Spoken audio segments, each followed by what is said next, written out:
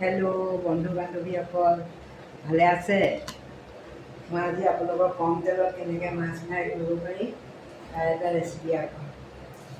এয়া চাওক, মই মাছখিনি আগতে মেৰিনেট কৰি থৈছোঁ। ইয়াত আছে জালুক, আদা, নহৰু, নিমখ, হালধি মেৰিনেট কৰি থৈছোঁ 1 চামুচ তেল দি পেলাই, আৰু অকণমান নেমু দিম। এয়া চাওক, মই নেমু চেপি দিছোঁ। নেমু যিহে দাম অকণমান দিছোঁ, মানে সৰহকৈ দিলেতো আৰু ভাল লাগে খাই।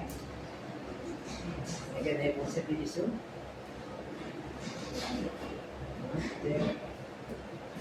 তাৱাখন গৰম হৈ গ'ল। মই ইয়াত অকণমান তেল দিম, চাব দেই। তাৱাখনত লগাকৈ এইকণ তেল দিছোঁ, আৰু এই বাছলে মই তেলখিনি এনেকৈ মোহাৰি, নাথাকিলে হাতাখনে মোহাৰি দিলেও হ'ব।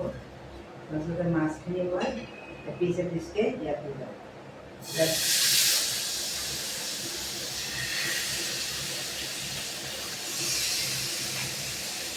যি ওপৰখন আছে সেইটো ওপৰত লগাই লগাই দিম।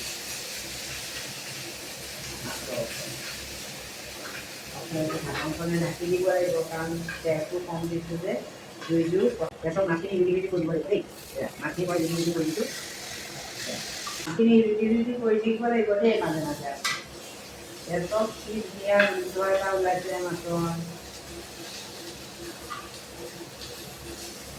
মাছটো মানে আধা সিজাৰ পিছত এতিয়া গাজৰ দি দিম, শ্লাইচ কৰি থৈছোঁ দীঘল দীঘলকৈ। এনেকৈ এই গাজৰবোৰ চাইডে চাইডে দি দিম।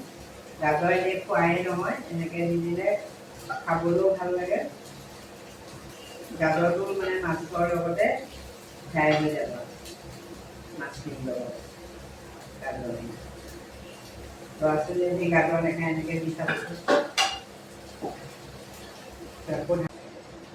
আকৌ ৰুটি ৰুটি কৰি দিছোঁ।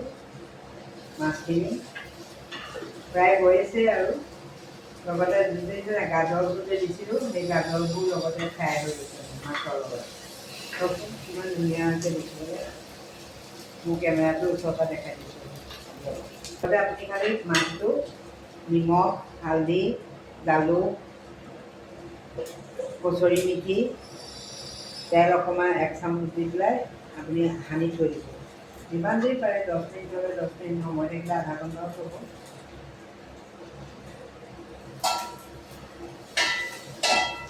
আকৌ অকণমান ঢাকি দিছোঁ, আৰু এয়া মাছ ফ্ৰাই ৰেডি হৈ গ'ল। কি সুন্দৰ হৈছে, ইমান ধুনীয়া মাছ ফ্ৰাই। কম তেলতে, 2 চামুচ তেলতে ধুনীয়াকৈ মাছ ফ্ৰাই হৈ গ'ল। বাই বাই, আজিলৈ আহোঁ।